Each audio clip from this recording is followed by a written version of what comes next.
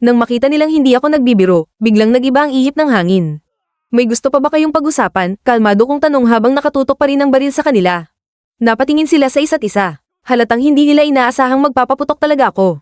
Hindi mo ako papatayin, sigaw ni Lin Hui. Kapag namatay ako, magkakagyera ang pamilya Lin at pamilya An. Napangisi lang ako. At bakit ko naman po problemahin ang gyera ninyo? Biglang natahimik ang buong lugar. Kaibigan, ibaba mo muna ang baril. Pag-usapan natin ito ng maayos. Sujang, kumalma ka. Huwag ka nang magpaputok. Dahan-dahan kong ibinaba ang baril at diretsahang sinabi ang pakay ko.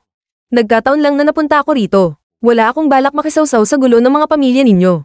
Huminto ako sandali bago ibinigay ang huling babala. Ituring nyo na lang na warning ang 2 bala na iyon. At tandaan nyo, huwag ninyo akong guguluhin. Pero paano nga ba ako napunta sa sitwasyong ito? Nagsimula ang lahat sa unang araw ko bilang freshman sa kolehiyo. Habang tahimik na nagtuturo ang professor, halos kalahati ng klase ay inaantok na, at ako naman ay walang pakialam sa paligid. Hanggang sa bigla na lang may boses na umalingaw-ngaw sa isip ko. Congratulations, host, na-activate na ang system. Nanlaki agad ang mga mata ko. Sa wakas, dumating na rin ang pagkakataon ko. Sigurado akong bibigyan ako nito ng napakalakas na kapangyarihan. Pero bago pa ako makapagdiwang, newbie mission, umamin ng pag-ibig sa loob ng 30 segundo. Kapag nabigo, mamamatay ka. Sandali, seryoso ba to? Dahil wala na akong oras, mabilis kong nilaibat ng tingin ng buong classroom hanggang sa tumigil ang mga mata ko sa pinakamagandang babae sa klase. Tumayo ako at walang pag-aalinlangang nagsalita. Anru, gusto kita. Pwede ba kitang maging girlfriend? Sa isang iglap, natahimik ang buong silid. Pati ang professor ay napatigil sa pagtuturo habang lahat ng kaklase ko ay nakatitig lang sa akin. Pagkarinig ni Anru sa pag-amin ko, napatingin siya sa akin at biglang nagtanong.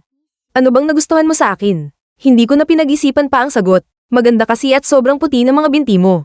Pagkasabi ko noon, halos sumabog sa galit ang buong klase. Sujang, lumabas ka nga rito. Habang palabas ako ng classroom, paulit-ulit pa ring umiikot sa isip ko ang sinabi ko.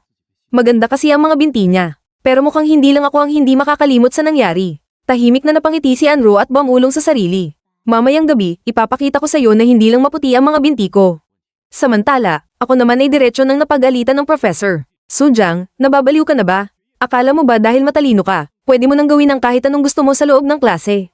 Hindi pa doon natapos ang sermon. Sa harap pa mismo ng buong klase ka umamin. Wala ka na bang respeto sa school rules? Hindi ko naman pwedeng sabihin ang totoong dahilan. Sino ba naman ang maniniwalang mamamatay ako kapag hindi ako umamin sa loob ng 30 segundo? Kaya ang naisagot ko na lang. Gusto ko lang po talagang magkaroon ng girlfriend. Lalo tuloy siyang nainis. Ipinaliwanag niyang mga freshman pa lang kami at mas importante ang pag-aaral kaysa sa pakikipagrelasyon. Pero kalmado ko lang siyang sinagot. Sir, maayos naman po ang grades ko. Saka si Anru, pangalawa sa buong batch. Hindi naman siguro basta-basta maaapektuhan ng pag-aaral niya. Sandaling natahimik ang professor bago tuluyang bumantong hininga. Mag-sorry ka kay Anru. Gumawa ka ng 3,000 salitang apology letter at tatawagan ko rin ang mga magulang mo. Wala na akong nagawa kundi lumapit kay Anru. Pasensya ka na sa nangyari kanina. Nadala lang talaga ako sa emosyon. Sana, kalimutan mo na lang ang lahat. Ngumiti lang si Anru at mahinang sumagot. Ayos lang. Pero nang makatalikod na ako, bigla siyang napabulong sa sarili. Sujang, hindi mo lang alam. Mamayang gabi, mamamatay ka. Samantala, wala naman akong kamalay-malay sa binabalak nila. Paglabas ko ng classroom, sumabog agad ang group chat ng klase.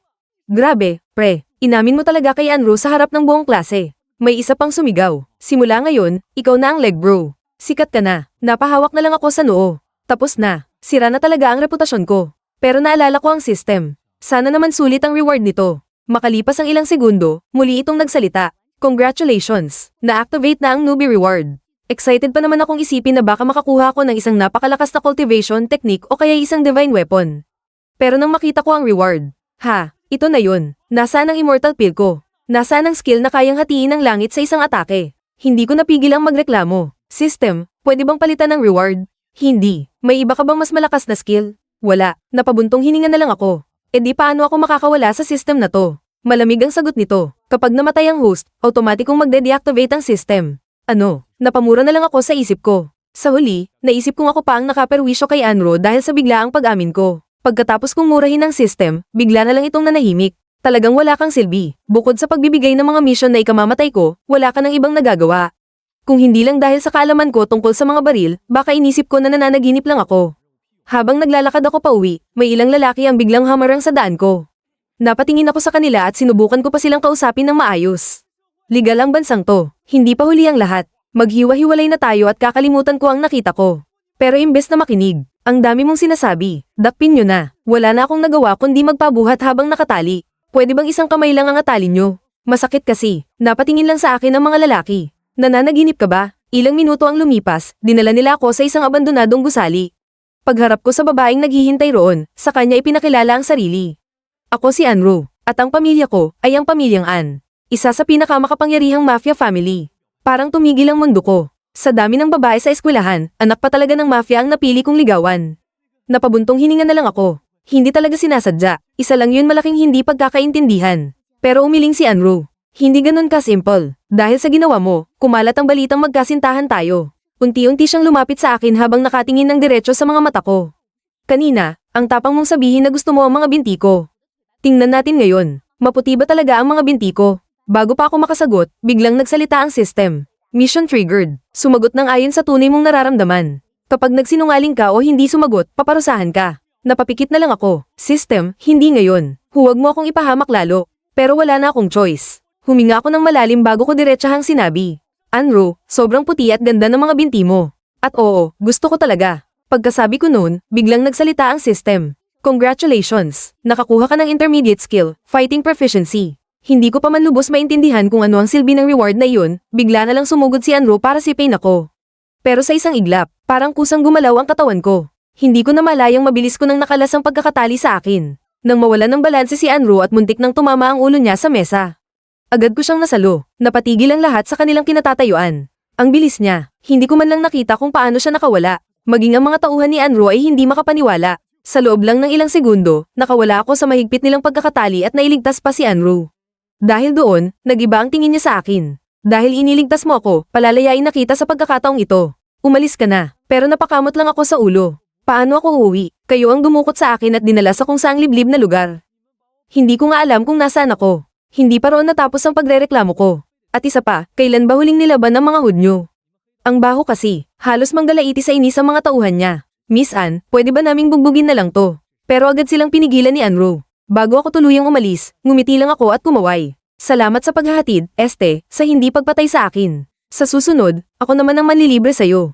Habang papalayo ako, tahimik lang na napatitig si Anro sa likod ko. Matangkad naman siya, at pasok din sa type ko. Pero mabilis din niyang iniling ang ulo. Ano bang iniisip ko? Imposibleng magkagusto ako sa kapal ng mukhang yun. Samantala, Young Master Ann, maawa po kayo. Nagkamali ako at aksidente kong nailabas ang impormasyon. Hindi ko akalaing sasamantalahin niyo ng pamilya Lin para salakayin tayo.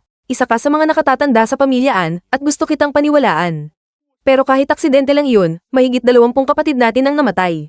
Paano natin ipapaliwanag iyon sa mga pamilya nila? Kung hindi agad ito nadiskubre ni Likay, baka pati ako ay napatay na rin. Kaya sabihin mo sa akin, paano mo ipapaliwanag ang lahat ng ito? Young Master Ann, alang-alang sa matagal kong paglilingkod sa pamilya Ann, patawarin niyo ang pamilya ko. Kasalanan ko ang lahat, haharapin ko ang kasalanan ko gamit ang sarili kong buhay. Tama na, sinusubok lang namin kung talagang ipinagkanulo mo ang pamilya Ann. Ang totoong nagpakalat ng impormasyon ay ang pamilya Lin. Kasapi ka pa rin ng pamilya Ann. Hindi namin pinapatay ang sarili naming mga tao. Magpagamot ka muna sa ospital. Pasensya na kung medyo napasobra ako kanina.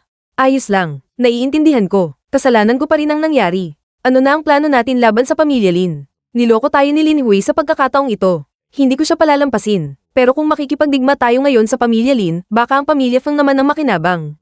Sa Jiangdo City, 3 pamilya lang ang tunay na naglalaban para sa pinakamataas na pwesto, ang pamilya An, pamilya Lin, at pamilya Feng. Hindi matalinong makipaglaban ngayon, sa loob ng 1 buwan. Maglalaban-laban ng 3 pamilya para sa pinakamataas na ranggo. Sige, sa araw na iyon na lang tayo gagantay. Sa ngayon, manahimik muna tayo. Kakausapin ko muna ang ama ko. At habang naghihintay, linisin ninyo ang ating teritoryo. Huwag hayaang may matirang tauhan ng pamilya Lin o pamilya Feng. Hello, Teacher Zhang. Ako ito, ang kuya ni Anro. May nangyari raw sa school. Ano, ipagpaliban muna ang operasyon. Hanapin ninyo ang isang tao. Ang pangalan niya ay Sujang. Kahit buhay o patay, dalhin ninyo siya sa akin. Iyong ordinaryong estudyante na nakalasagad sa pagkakatali. Napakabilis ng kilos at reaksyon niya. Hindi pangkaraniwan. Interesting. Mukhang wala naman siyang masamang intensyon kay Roro. Bagamat posible pa rin ginagamit lang siya ng pamilya Lin o Feng, napakaliit ng posibilidad. Simple lang ang background niya. Mahusay din ang performance niya sa pag-aaral. Pagkatapos ng lahat ng sinabi mo, mas lalo akong naging interesado sa batang iyon. Pero ang mas ikinababahala ko, baka nahuhulog na ang loob ni Roro sa kanya. Pagka-uwi sa bahay, nagluluto siya ng hapunan. Roro, narinig kong may umamin daw sa'yo. Namula ka pa nga, mukhang may pag-asa ang batang yun. Sa weekend, isama mo siya sa bahay. Gusto ko siyang makita. Ano? Sino bang may gusto ron? Huwag mo akong lokohin. Kung gusto mo siya, susuportahan kita. Kuya, tigilan mo nga ako. E di ipapabugbog ko na lang siya. Subukan mo. Sige, biro lang. Kumain ka na. Kinabukasan, akala ko magiging normal na ulit ang araw ko. Pero dahil sa fighting proficiency na nakuha ko, parang mas gaman ang pakiramdam ng katawan ko. Habang papunta ako sa school, may napansin akong kaguluhan sa isang eskinita. Isang estudyante ang napapaligiran ng mga siga at pilit na kinukuhanan ng pera. Sa isip-isip ko, wala akong pakialam dyan. Ang moto ko sa buhay, huwag makialam sa problema ng iba. Pero syempre, hindi na naman ako tinantana ng system. Mission triggered. Iligtas ang kaklase mo at turuan ng leksyon ng mga siga.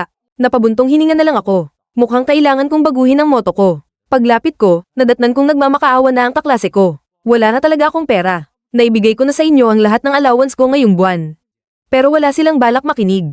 Problema mo na yan. Ang gusto namin, pera. Hindi na ako nakatiis. Pasensya na, pero kapag sinaktan niyo siya, mapapahamak ako. Napatingin sa akin ang leader ng mga siga at napangisi. Ano? Gusto mong magpakabayani? Napakamot lang ako sa ulo. Pwede bang bilisan natin? Mail late pa kasi ako sa klase. Lalong uminit ang ulo ng lalaki at agad siyang naglabas ng kutsilyo.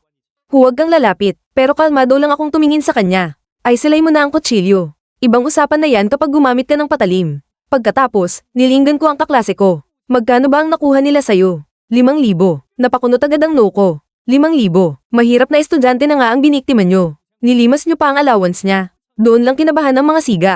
Teka, ibabalik namin ang pera. Dagdadigin pa namin bilang pambayad sa ospital.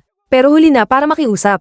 Ilang sandali lang ang lumipas. Nakahandusay na silang lahat sa sahig. Muling nagsalita ang system. Congratulations. Mission complete. Napangiti ako, umaasang magandang reward ang makukuha ko. Pero nang makita ko ang pangalan ng skill, Animal Psychic Communication, napakamot na lang ako sa ulo. Kakausapin ko ang mga aso at pusa. Mas gusto ko pa rin talaga ang fighting proficiency. Doon ko rin napagtanto na kahit alam ko na ang iba't ibang teknik sa pakikipaglaban. Mahina pa rin ang katawan ko. Kaunting santukan pa lang, hinihingal na agad ako. Mukhang kailangan ko pang magpalakas ng katawan kung gusto kong mabuhay ng matagal. Matapos ang maikling santukan, bumalik na ako sa klase. Pero mukhang napagod ng husto ang katawan ko. Nako, mukhang hindi pa talaga kaya ng katawan kong sabayan ang fighting proficiency. Ilang minuto lang ang lumipas. Nakatulog na pala ako habang nakatayo. Nakita yun ng teacher at agad akong pinagalitan. Sujang, lumabas ka nga rito. Paglabas namin ng classroom, imbes na sermonan ako, iba pala ang pakay niya. Malapit na ang advanced mathematics competition. Hindi ka pwedeng magpabeya. Gusto kong ikaw ang mag-uwi ng gold medal ngayong taon. Napangiti lang ako. Huwag po kayong mag-alala, teacher. Gagawin ko ang lahat para makuha ang unang pwesto. Pagkatapos ng klase, nilapitan naman ako ng kaibigan ko. Pre, huwag kang mawawala bukas. Nakapag-book na ako ng internet cafe para sa ating 5. Sige, game ako. Pero bago pa kami tuluyang makaalis, bigla akong tinawag ni Anru. Sujang, may oras ka ba bukas? Wala naman akong plano, kaya agad akong sumagot. Oo, libre ako. Ngumiti siya bago sinabi ang isang bagay na muntik nang magpatigil sa tibok ng puso ko. Sumama ka sa bahay namin. Sa bahay ng mafia. Sa isip ko pa lang, parang nakikita ko na ang sarili kong nakaburol. Agad akong naghanap ng dahilan para umiwas. Ay oo nga pala, may lakad kami ni Wang Ziyang bukas. Pero parang sinadya ng tadhana. Pasensya na, pre. May importante pala akong gagawin bukas. Lintik ka, Wang Ziyang. Hindi mo man lang ako tinulungan. Wala na akong lusot, kaya napagdesisyonan kong bukas na lang ako gagawa ng dahilan para hindi matuloy. Pero syempre, hindi na naman ako pinatahimik ng system. Mission triggered. Tuparin ang ipinangako mo kay Anru. Napahawak na lang ako sa ulo. Buwisit na system to, parang ang gusto lang talaga ay mapatay ako. Habang naglalakad pa uwi, bigla akong binalaan ni Anru. Sujang, kapag hindi ka samipot bukas, patay ka. Napangiti na lang ako ng mapait. Miss Ann, alam kong mas delikado ang hindi samipot kaysa samipot. Napansin kong parang gusto talaga niya akong papuntahin sa bahay nila. Kaya naitanong ko na rin, bakit ba gusto akong makita ng kuya mo? Gusto ka lang niyang makilala. Napaisip ako sandali, hindi magandang bumisita ng walang pasalubong, mahilig ba siya sa grilled gold noodles? Tumango si Anru, mahilig. Ayos, bibilhan ko siya bukas, pero mabilis niya akong pinigilan. Hindi na kailangan, napakamot na lang ako sa ulo. E di ako na lang ang kakain. At ganoon, sabay silang naglakad pa uwi. Habang wala pa akong ideya kung anong klaseng pagsubok ang naghihintay sa akin sa pagbisita ko sa bahay ng pamilyaan. Pagkatapos noon, dumiretso ako sa isang tindahan ng grilled gold noodles. Boss, isang Supreme Mega Grilled Gold Noodles. Habang naghihintay ako ng order, bigla kong naramdaman ang malamig na dulo ng baril na nakatutok sa likod ko. Huwag kang gagalaw, baka aksidenteng pumutok, pero imbes na mataranta, kalmado ko lang siyang tinanong. Sino ka? Taga-pamilyaan o pamilyalin? Mukhang nagulat pa siya sa tanong ko. Ako si Likay, mula sa pamilyaan. Napangiti lang ako. Akala ko pamilya Lin. Kakabangga ko lang kasi sa kanila kaninang umaga. Sinubukan pa niya akong takutin. Maraming tao rito. Subukan mong magpaputok. Sakto namang dumating ang order. Boss, luto na ang grilled gold noodles nyo. Sabay turo sa akin. Siya na ang magbabayad. Napatingin ako kay Likay. Ano yan? Pati grilled gold noodles, libre ko pa. Tahimik lang siyang naglakad. Kaya napailing na lang ako. Sige, utang mo na muna sa akin yan. Pagkatapos noon, pinasunod niya ako. Lumiko tayo sa susunod na kanto. Doon sa bar, sa ikalawang palapag. Habang naglalakad kami, muli niya akong binalaan. Loaded ang baril ko. May lamang bala. Ilang sandali pa, nakarating kami sa isang bar. Harang sana ang empleyado. Pasensya na po, sir. Hindi pa kami bukas. Pero agad namang sumagot si Likay. Ayos lang. Ako na ang magdadala sa kanya sa second floor. Pagdating namin sa second floor, pinaupo ako ni Likay. Habang nakatitig siya sa akin, halatang sinusukat niya kung anong klaseng tao ako. Maya-maya, bigla niyang itinutok ang baril. Pero imbes na mataranta, napangiti lang ako. Hindi mo ako babarilin. Napakunot ang noo niya. At paano ka nakakasiguro? Simple lang. Kung gusto niyo talaga akong patayin, hindi niyo na sana ako dinala rito. Isa-isa kong ipinaliwanag ang dahilan. Una, isa akong top student sa school. Kapag bigla akong nawala, siguradong iimbestigahan iyon. Pangalawa, wala naman akong malalim na alitan sa pamilyaan. Sa katunayan, ako pa nga ang nagligtas kay Anru. At bukas pa nga, gusto akong makita ng kuya niya. Kaya imposibleng patayin nila ako. At panghuli, nakatutok ang CCTV sa buong lugar. Kapag may nangyari sa akin, sila agad ang unang pagbibintangan. Napatawa na lang ang taong nasa likod ng pinto. Magaling, bata ka pa pero napakatalino mo. Lumabas ang lalaki at sinabing sinusubok lang nila ako. Napabuntong hininga na lang ako. Pwede na ba akong umuwi? Pero bago ako paalisin, may isa pa silang gustong malaman. Pagkababa niya ng telepono, wala na siyang inaksayang oras at agad akong sinugod. Pero dahil sa fighting proficiency na ibinigay ng system, parang kusang gumalaw ang katawan ko. Bigla akong tumalon para makaiwas, saka ko siya sinalubong ng isang malakas na sipa na nagpabagsak sa kanya sa sahig. Saan mo natutunan ng ganyang galing sa pakikipaglaban? Napakamot lang ako sa ulo. Self-study lang sa internet. Napangiti ang lalaki. Maganda ang mga galaw mo. Pero kulang ka sa lakas at tibay ng katawan. Kahit gaano kagaling ang teknik mo, kung mahina ang katawan mo, limitado pa rin ang kaya mong gawin. Napaisip ako. Tama nga naman siya. Bago pa ako tuluyang makaalis, kinuha ko ang grilled gold noodles ko. Sandali, binayaran ko to. Pero bago pa ako makalabas, biglang may tumakbong tauhan papasok. Brother Lee, may problema. Nandito si Lin Hui. Nagulat ang lahat, dahil kahit mag-isa lang, kusang pumasok si Lin Hui sa mismong teritoryo ng pamilyaan. Pagpasok niya, parang wala lang sa kanya ang panganib. Napadaan lang ako, may gusto lang akong ibalita. Lin Hui, anong ginagawa mo rito? Napangisi lang siya, napadaan lang. Nabalitaan kong nandito ka, kaya naisipan kitang bisitahin. Hindi ka ba natatakot na patayin kita rito? Gagawin mo ba? Kapag pinatay mo ako, siguradong magkakagyera ang pamilya Lin at pamilyaan. At isang buwan na lang ang natitira bago ang laban para sa pinakamataas na pwesto. Pagkatapos noon, bigla niyang sinabi ang totoong pakay niya. May mahalagang impormasyon akong ibibigay. Bukas ng gabi, magkikita ang pamilya Feng at ang leader ng Grey Zone sa Fengting Restaurant. Kapag nagtagumpay sila, malalagay sa alanganin ng pamilyaan. Nagduda man ang lahat sa sinabi niya, alam nilang hindi basta-basta ang impormasyong iyon. Habang seryoso silang nag-uusap, saka naman ako lumabas ng banyo. Grabe, parang maze ang CR nyo. At sira pa ang gripo. Pakipaayos na lang. Biglang napatingin sa akin si Lin Hui. Estudyante ang suot niya. Napakamot lang ako sa ulo. Napadaan lang ako. Sige, ituloy niyo lang ang usapan niyo. Pero bago pa ako makaalis, hinarang na ako ng isa sa mga tauhan niya. Lin Hui, hayaan mo na siya. Hindi siya tauhan ng pamilyaan. Isa lang siyang ordinaryong estudyante. Biglang nagsalita ang system. Ding. Na-unlock ang superhuman body. Bagong mission, paalisin ang lahat ng kalaban. Hoy, estudyante, huwag kang magmadaling umalis. Mag-usap muna tayo. Ayoko nang may nakatutok na baril sa akin. Talaga, at paano mo balak lumaban? Nang makita nilang hindi ako nagbibiro, biglang nagiba ang ihip ng hangin. May gusto pa ba kayong pag-usapan? Kalmado kong tanong habang nakatutok pa rin ang baril sa kanila. Napatingin sila sa isa't isa. Halatang hindi nila inaasahang magpapaputok talaga ako. Hindi mo ako papatayin, sigaw ni Lin Hui. Kapag namatay ako, magkakagyera ang pamilya Lin at pamilyaan. Napangisi lang ako. At bakit ko naman po problemahin ang gyera ninyo? Biglang natahimik ang buong lugar. Kaibigan, ibaba mo muna ang baril.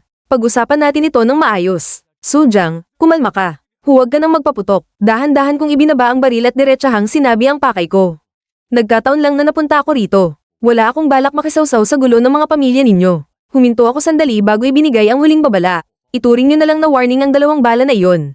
At tandaan niyo, huwag ninyo akong guguluhin. Bago ako umalis, binalaan ko pa si Lin Hui. Kung gusto mong gumanti sa susunod, siguraduhin mong hindi ka tatamaan ng bala. Baka sarili mong utak ang makita mo. Napailing na lang si Lin Hui. Baliw talaga ang batang to. Pagkaalis ko, napatanong siya. Hindi taga-pamilyaan ang batang iyon, di ba? Hindi. Napangisi si Lin Hui. Maganda, gusto kong makita kung hanggang saan ang kaya niya. Sa tingin mo ba, pagsisisihan niya ang ginawa niya? Hindi, ako ang magsisisi kapag hindi ko siya napatay. Samantala, napabuntong hininga na lang ako. Mula nang lumitaw ang system, wala na talagang naging tahimik ang buhay ko. Pero sa sandaling iyon, biglang nagsalita ang system. Ding! Na-unlock ang superhuman body. Agad kong naramdaman ang pagbabago sa buong katawan ko. Nawala ang kahinaan ko at mas lalo pang lumakas ang epekto ng fighting proficiency. Sa wakas, hindi na hadlang ang mahinang katawan ko. Habang pinag-uusapan nila ang nangyari, may isang tanong na muling lumutang. Dapat ba nating protektahan si Sujang? Sa tingin mo ba, tauhan siya ng pamilya Feng? Malamang hindi. Malinis ang background niya at wala siyang koneksyon sa tatlong malalaking pamilya. Pero hindi kumbinsido ang lahat. Malinis nga ang background niya, pero anong ordinaryong estudyante ang kayang talunin si Scarface, tutukan ng baril si Lin Hui, at tanggalan pa ng bala ang baril niya? Tahimik silang napatingin sa isa't isa. Estudyante nga siya, pero hindi na siya pwedeng tratuhin bilang ordinaryong estudyante. Sa huli, napagdesisyonan nilang ako mismo ang kausapin kinabukasan. Pagkatapos noon, ibinalik nila ang usapan sa mas mahalagang problema. Ang nalalapit na pagpupulong ng pamilya Feng at ng Gray Zone. Pero may isa sa kanila ang ngumiti. Huwag kayong masyadong kabahan. Hindi kakampi ang Gray Zone sa pamilya Feng. Bakit? Dahil wala silang may pagmamalaking kinabukasan. Ipinaliwanag niyang ang bawat alyansa ay nakabase sa pakinabang. At para sa Gray Zone, ang pamilyang Feng ay isa ng pamilyang unti-unti nang humihina. Kaya ang tunay na pakay ng Gray Zone ay hindi lang ang pamilya Feng, kundi ang tatlong pinakamalalaking pamilya ng Jiangdo. At doon nila naisip na iyon ang tunay na dahilan kung bakit sadyang ipinakalat ang balitang iyon. Maaga pa lang, nasa labas na ng subdivision si Anru at hinihintay ako. Gising na kaya ang loko na yon. Pagkakita niya sa akin, napahawak agad siya sa noo. Ito ang isusuot mo sa bahay namin. Napatingin lang ako sa sarili ko. Bakit? Estudyante lang naman ako. Napabuntong hininga na lang siya. Wala na, tara na. Ayokong paghintayin si kuya. Habang nasa biyahe, paulit-ulit niya akong pinaalalahanan. Kapag nakita mo ang kuya ko, seryoso ka lang. Kapag tinutukan ka niya ng baril, huwag kang mataranta. Hindi ka niya babarilin. At kapag inalok ka niyang kumain, huwag kang papayag. Napangiti na lang ako. Miss Ann, kakainin ba ako ng kuya mo? Pagdating namin sa bahay nila, halos lahat ng tauhan ay napatingin sa amin.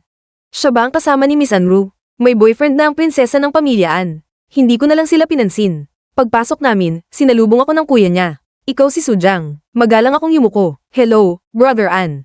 Ngumiti siya. Huwag kang maging formal. Brother An na lang ang itawag mo sa akin. Pero bigla namang tumunog ang system. Ding. Bagong skill. Kapag inatake ng host ang kalaban mula sa likuran gamit ang pamalo o anumang stick type na sandata, 100% garantisadong ma-stun ang kalaban. Ang tagal ng pagkahilo ay depende sa lakas ng atake. Napasimangot ako. Ano ba yan? Basura na naman. Puro madayang taktika ang binibigay mo, system. Makalipas ang ilang sandali, niyaya niya akong maglaro ng chess sa study room.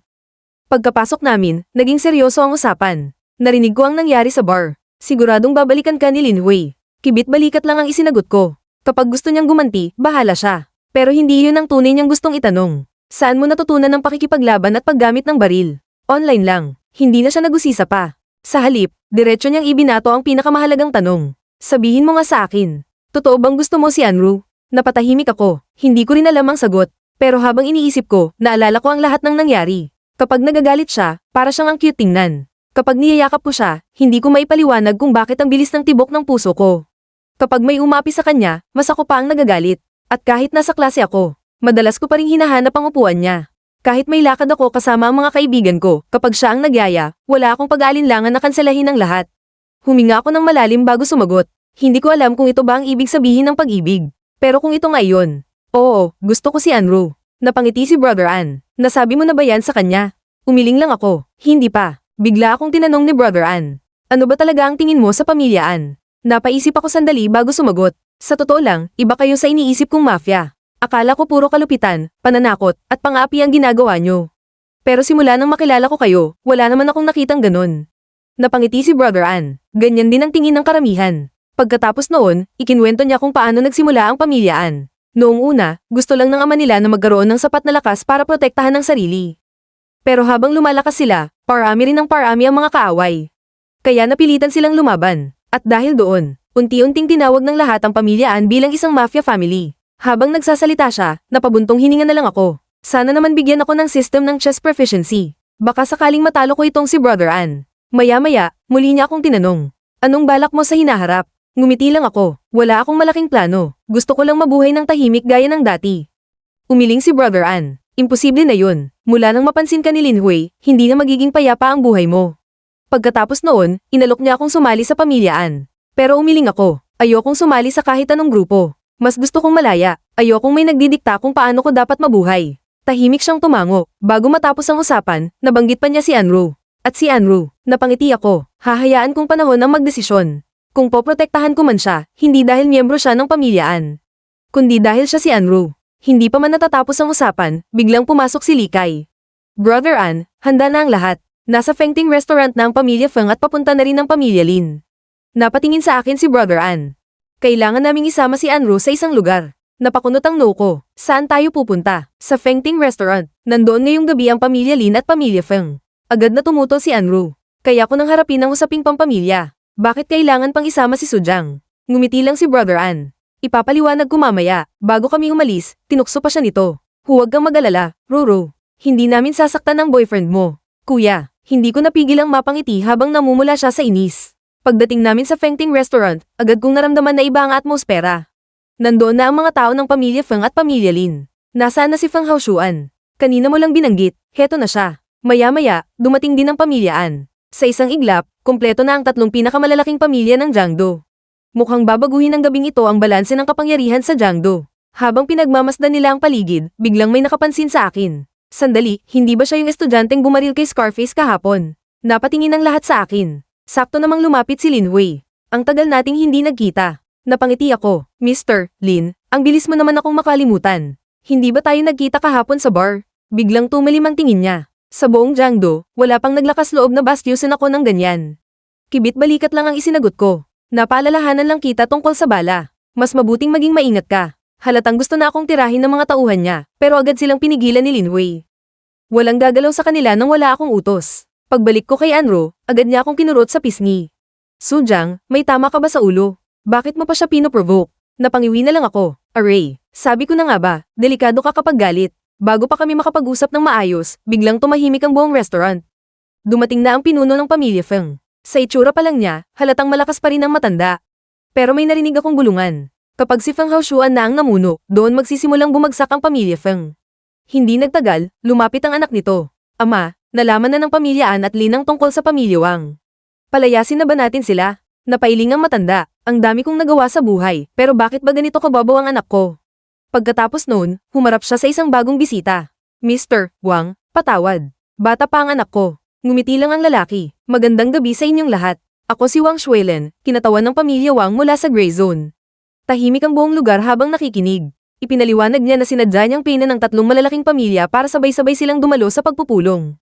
Pagkatapos, ibinunyag niya ang tunay nilang pakay. Balak ng pamilya Wang na lumipat sa Jiangdo City. Nagkatinginan ng lahat. Kapag nangyari iyon, tiyak na magbabago ang balanse ng kapangyarihan sa buong syudad. May nagtanong agad, kung ganun, papanig ba ang pamilya Wang sa alinman sa tatlong pamilya? Umiling si Wang Shuelen. Hindi, mananatiling neutral ang pamilya Wang. Hanggat walang gagalaw sa amin, hindi rin kami makikialam sa alitan ninyo. Pagkarinig ni Brother An, bigla siyang tumayo. Kung ganun, may isang pabor lang akong hihilingin. Mr. Wang, maging saksi ka sa gagawin ko. Nagtaka ang lahat, maging ang ama niya ay napatingin din sa kanya. Pero sa sumunod na mga salita, nabigla ang buong bulwagan. Mula sa araw na ito, idinedeklara ng pamilya An ang digmaan laban sa pamilya Feng. Lalong uminit ang tensyon. An Mingjia, nababaliw ka na ba? Alam mo ba ang ibig sabihin ng deklarasyong yan? Diretso lang ang tingin ni Brother An. Alam na alam ko, kaya nga hiniling kong maging saksi si Mr. Wang. Simula ngayon, wala nang atrasan. Biglang nag-flashback sa isip ko ang mga huling sinabi ni Brother An bago kami umalis. Kapag nagsimula na ang digmaan, siguradong gagawin ng pamilya Feng ang lahat para tuluyang burahin ang kalaban. Pagkatapos ay direkta niya akong tinignan. Sujang, sa loob ng isang buwan, ikaw ang bahala kay Roro. Kahit gaano kaganda ang plano ko, pwedeng may mangyaring hindi inaasahan. Ikaw ang pinakamalaking alas ko. Hindi pa doon nagtapos si Brother An. Humarap siya sa pamilya Feng at buong kumpiyansang sinabi, Old Master Feng, sasabihin ko na rin ang pinakamalaking kahinaan ko.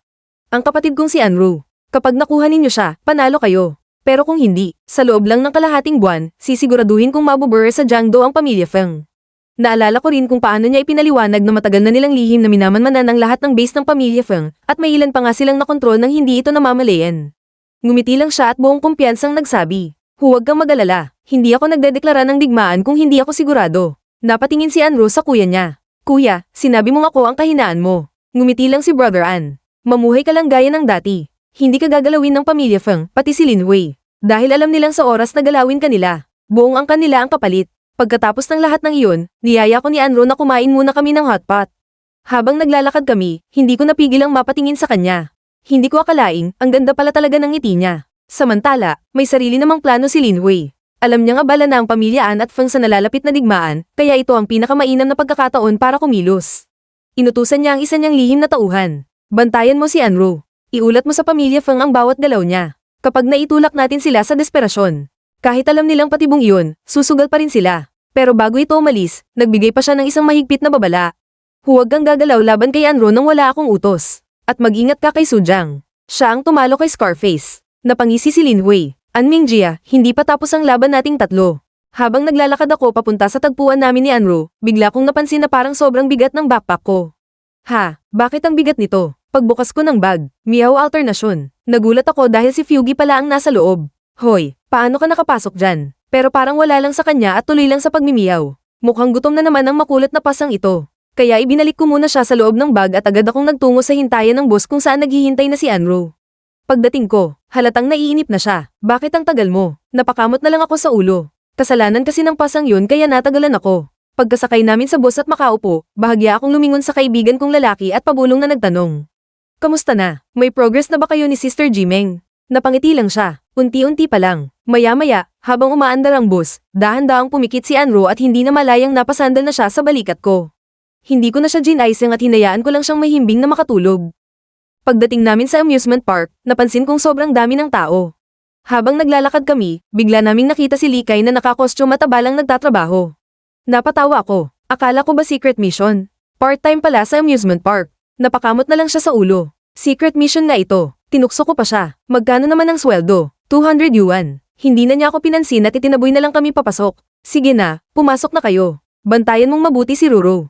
Habang papasok kami, bigla kong naalala si Fugi. Agad ko siyang inilabas sa bag. Sige, maglibot ka muna. Kapag napagod ka, bumalik ka sa akin. Masaya namang tumakbo ang makulit na pusa. Hindi nagtagal, nagyaya si Anro na subukan namin ang haunted house. May kakaibang challenge pala roon. Hahatiin ang 4 na kalahok sa 2 magkahiwalay na daan. Ang unang ruta ay mas maraming multo pero mas maikli. Ang ikalawang ruta naman ay mas kaunti ang multo pero mas komplikado ang dadaanan.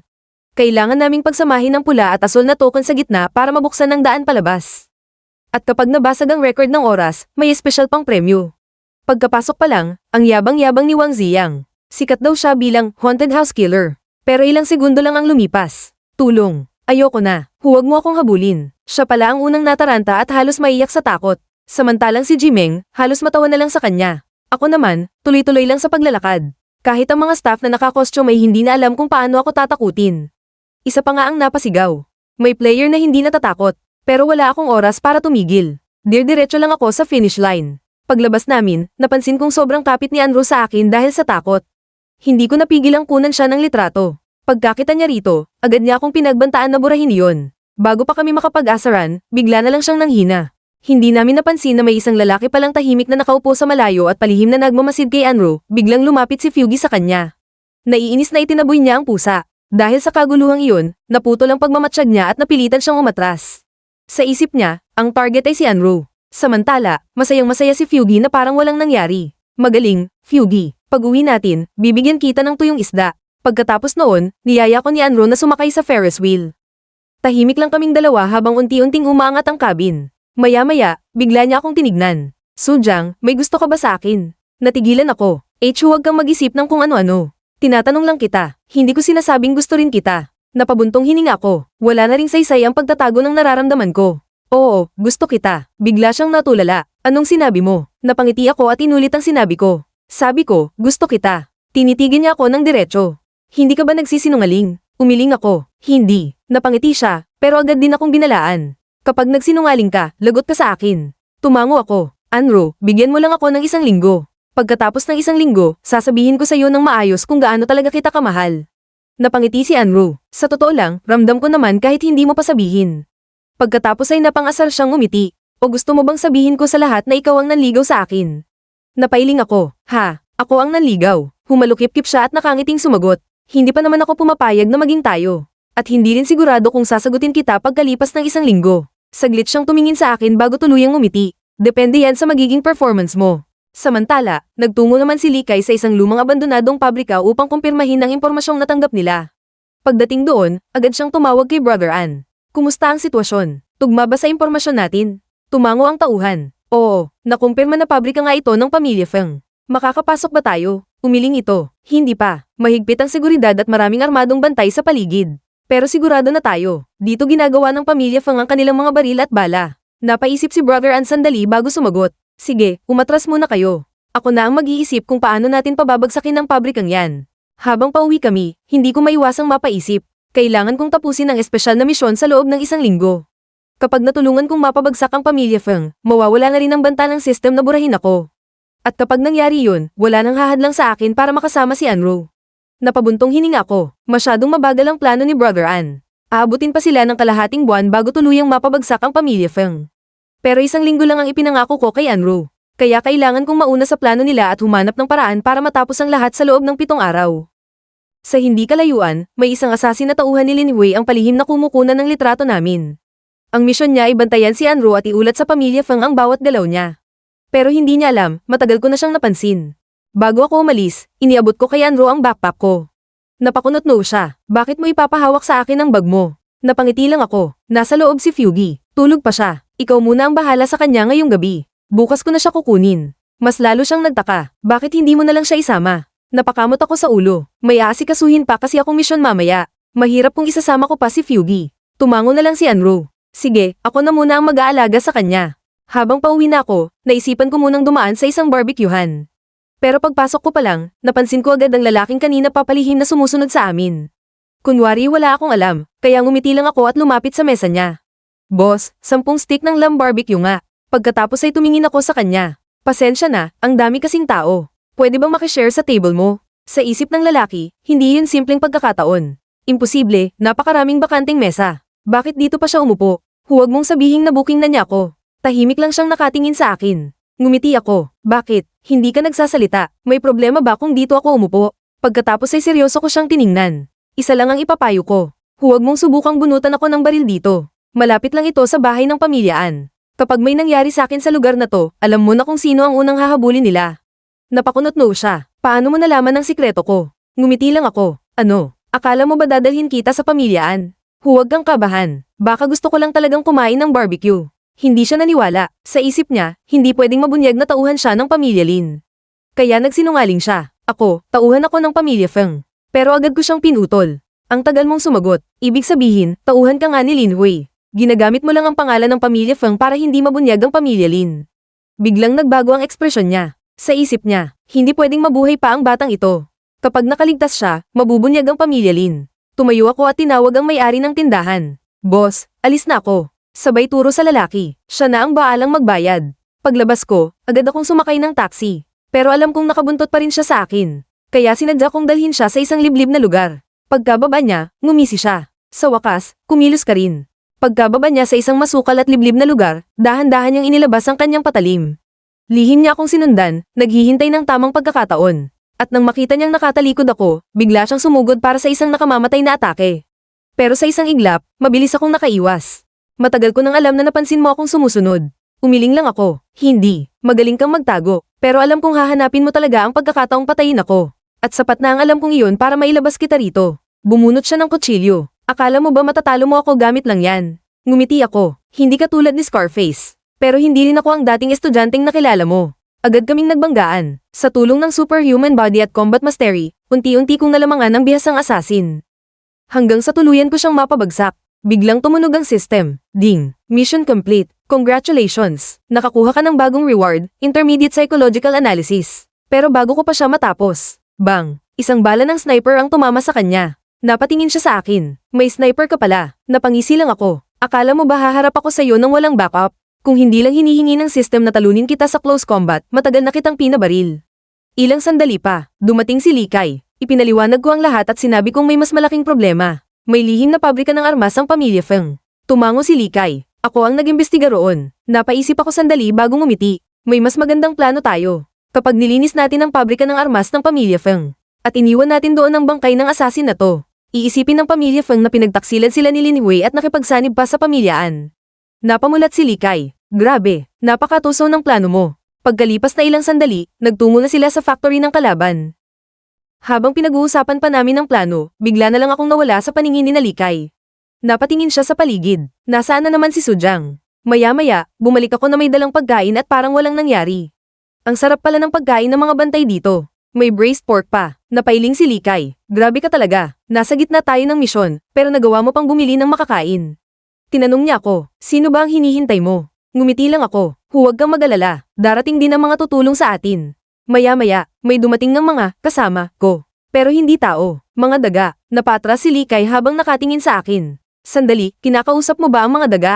Tumango ako. Oo, naiintindihan nila ako. Halos mahimatay siya. Sujang, dalhin na kita sa ospital. Hindi ko na siya pinansin. Ipinamahagi ko sa mga daga ang maliliit na pampasabog. Dalhin ninyo ito sa bawat poste ng pabrika. Mag-ingat kayo at huwag kayong magpapahuli. Parang sundalong tumango ang mga daga bago nagkalat sa buong gusali. Pagbalik nila, nakaayos na ang lahat. Napangiti ako. Kapag sumabog ang isang poste, susunod na ang lahat. At kapag bumigay ang mga haligi, guguho ang buong pabrika. Pagkatapos ay itinuro ko ang bintana. Doon natin papuputukin ang unang pampasabog. Napailing ang sniper. Imposible yan. Walang makakatama sa maliit na target na yan mula rito. Ngumiti ako. Kung hindi mo kaya, ako na. Napatingin silang lahat sa akin. Isa pa pala. Isa akong sniper na hindi pumapalya. Napatawa si Likay. Ano na naman yung imbento mo? Makalipas ang ilang segundo, BOOOM. Isang napakalakas na pagsabog ang yumanig sa buong lugar. Sunod-sunod na sumabog ang iba pang pampasabog hanggang tuluyang gumuho ang buong pabrika ng pamilya Feng. Napasinghap si Likay. Grabe, nagtagumpay talaga siya. Nang makitang matagumpay ang pagsabog, agad kong sinabi kay Likay. Ano pang hinihintay ninyo? Samantalahin ninyo ang kaguluhan at ihagis ninyo roon ang asasin ng pamilya Lin. Hindi pwedeng lumantad ang mukha ko sa ngayon. Mas mabuting si Likay ang gumawa ng huling hakbang para magmukhang ang pamilya Lin ang may kagagawan. Samantala, biglang tumunog ang cellphone ko. Si Anro ang tumatawag. Hello, ayos ka lang ba? Bakit ngayon ka lang sumagot? Kanina pa kita may mensahe. Napakamot ako sa ulo. Pasensya na, nakasalubong ko kasi si Brother Likay. Pinilit niya akong mag-barbecue at uminom kaya hindi ko napansin ang phone ko. Pauwi ka na ba? Oo, mga kalahating oras na lang. Nagkunwaring seryoso si Anro. Sa susunod, huwag ka nang sasama kay Brother Likay uminom. Masyado siyang mahilig sa alak. Napangiti ako. Sige, pasensya na kung napaalala kita. Mas bibilisan ko na ang pagsagot sa mga message mo.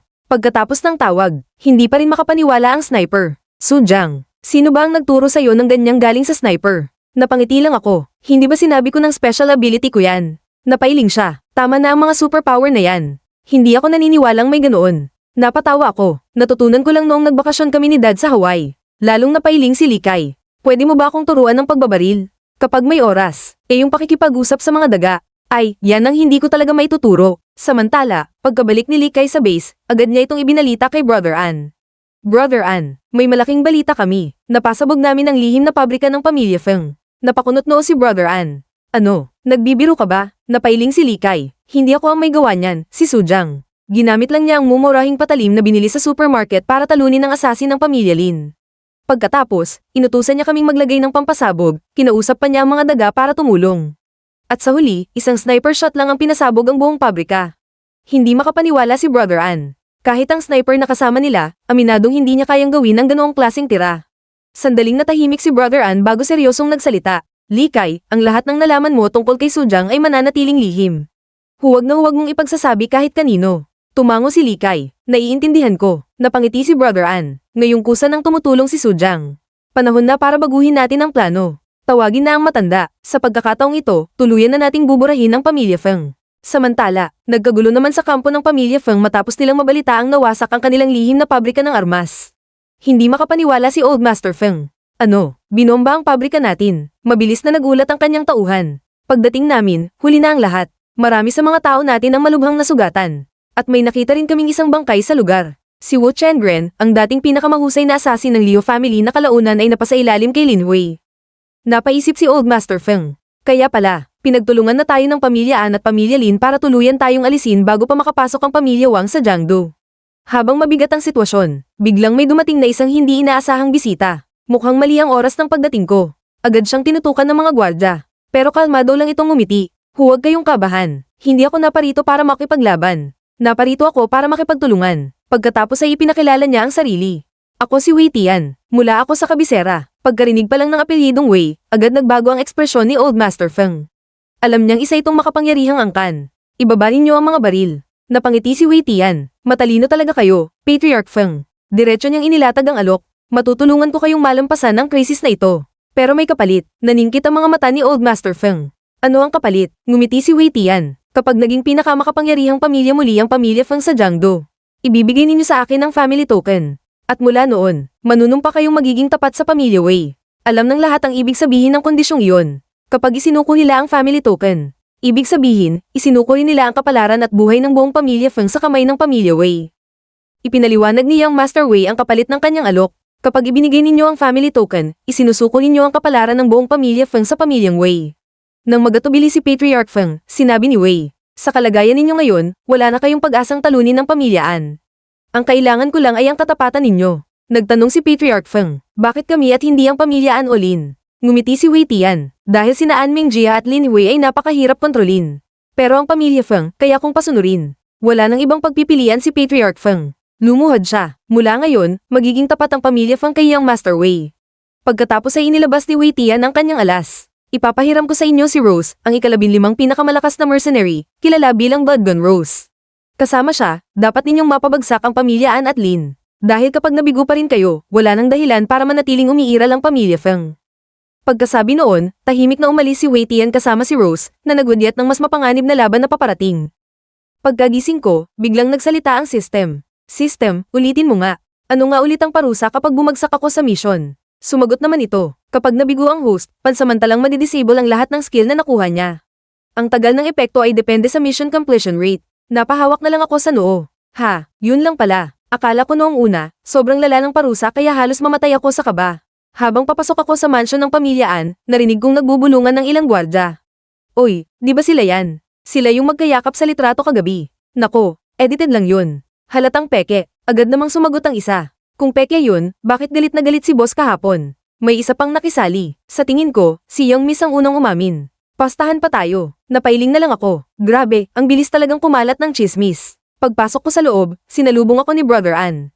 Nasa kwarto pa si Ruru. Tatawagin ko siya, ngunit agad ko siyang pinigilan. Hindi na kailangan, Brother An. May mahalaga muna tayong pag-uusapan. Umupo kami sa sala at agad akong nagsalita. Brother An, pag-usapan na natin ang seryosong bagay. Sa loob ng isang linggo, gusto kong tuluyan nating pabagsakin ang pamilya Feng at tapusin na ang digmaang ito. Napatingin sa akin si Brother An. Sandali, tama ba ang narinig ko? Isang linggo lang. Tumango ako. Posible ba? Napaisip siya sandali bago sumagot. Mahigpit ang isang linggo. Marami pa kaming kailangang ihanda. Pero kung determinado ka, sabihin mo lang kung ano ang kailangan mong gawin ko. Ipinaliwanag ni Brother An na dalawa lang ang pagpipilian. Ang una, ang direktang makipagdigma sa pamilya Feng. Pero umiling siya. Kapag ginawa natin yan, kahit manalo tayo, napakarami nating mawawala. Maraming tao sa pamilyaan ang posibleng mamatay. Kaya may isa pa siyang naisip na paraan. Pwede nating isali ang China Inspectorate. Nagtaka ako. China Inspectorate? Ano yon? Ipinaliwanag niya na isa itong ahensya ng gobyerno na nagbabantay sa mga makapangyarihang pamilya at pumipigil sa kanila sa paggawa ng mga ilegal na gawain. Kapag nakialam sila, siguradong mabubunyag ang lahat ng sikreto ng pamilya Feng. Napangiti ako. Parang imbes na makipagpatayan, isusumbong na lang natin sila. Ngunit umiling si Brother An. Hindi ganoon kadali. Napakahigpit ng inspectorate. Hindi sila basta-basta nakikialam at napakahirap makapasok sa organisasyon. Pero may isang sinabi siya na agad nakakuha ng atensyon ko. Tumatanggap sila ng mga psychologist. Bigla akong napangiti. Kung ganun, psychologist na lang ang papasukin ko. Napatingin silang lahat sa akin. Ikaw, psychologist, ngumiti lang ako. May psychological analysis skill na ako. At saka, nag-aral din naman ako ng psychology online. Sigurado akong mapapasa ko ang interview. Habang pinag-uusapan namin ang plano, sinabi ni Brother An na may bakante pa raw para sa mga psychologist sa inspectorate. Pero kahit makapasok ako, contract employee lang ang magiging posisyon ko, at halos imposibleng mabago ko agad ang buong sistema. Ngumiti lang ako at sinabi, huwag kayong mag-alala. May plano na ako. Napatingin sa akin si Likay at napailing. Sa huling pagkakataong nakita kitang ngumiti ng ganyan, sumabog ang pabrika ng pamilya Feng. Sana hindi mo rin pasabugin ang inspectorate. Agad kong chinek ang recruitment at nalaman kong tumatanggap pa rin sila ng mga psychologist.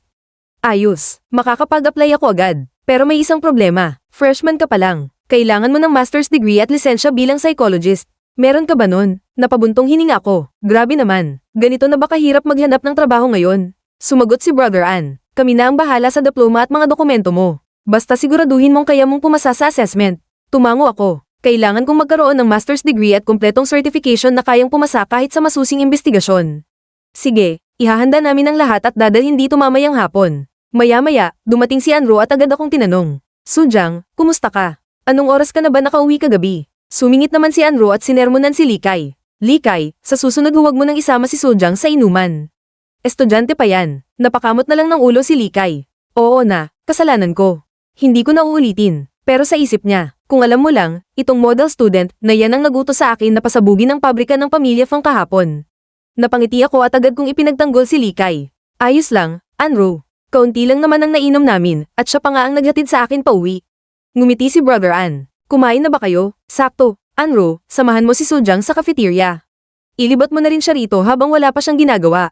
Tatawagan na lang kita kapag dumating na mamayang hapon ang mga dokumento.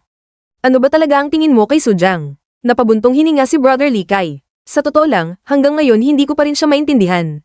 Sobrang imposible ng batang yun. Magaling na nga sa pakikipaglaban, eksperto pa sa sniper. Nakakausap pa ang mga daga, at ngayon pati psychology, alam din niya. Isa lang siyang ordinaryong college student pero parang wala nang hindi niya kayang gawin. Ngumiti lang si Brother An. Siguro, basta si Sujang ang pinag-uusapan, wala nang imposible. At higit sa lahat, nagtitiwala ako sa paghusga ni Roro. Habang naglalakad kami, bigla akong tinanong ni Anro. Sujang, ano ba ang pinag-usapan ninyo ni na Kuya at Likay kanina? Wala naman, nagkwentuhan lang kami. Napasimangot siya. Huwag mo akong lokohin. Ilang beses na ninyo akong inililihim sa mga pinag-uusapan ninyo. Tiyak may kinalaman na naman iyon sa panganib. Ayoko nang laging ako lang ang nag-aalala ng walang alam. Napangiti ako at tumingin sa kanya. Sige, itanong mo lang. Lahat ng gusto mong malaman, sasabihin ko. At kung tuto lang kuya mo, ako na ang bahala sa kanya. Napatawa si Anro. Salamat, Sujang. Ang saya ko talagang nakilala kita at hindi ko pinagsisisihang ako ang unang nagtapat sa'yo. Pero bigla na lang may malakas na flash na samilaw sa amin.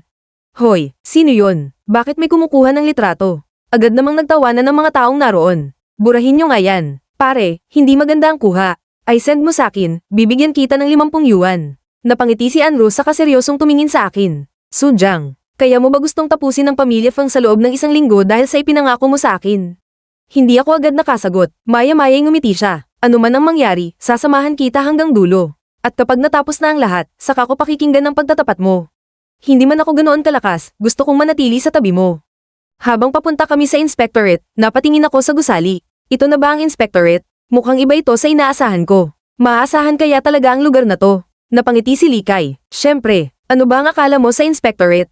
Pagkatapos ay iniabot niya sa akin ang mga dokumento. Narito ang master's degree mo at ang sertipiko mo bilang psychologist.